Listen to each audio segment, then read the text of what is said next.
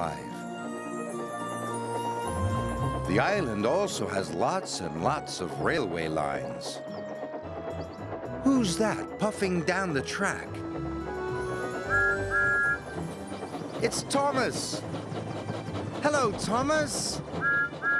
Hello, everybody! Welcome to the island of Sodor.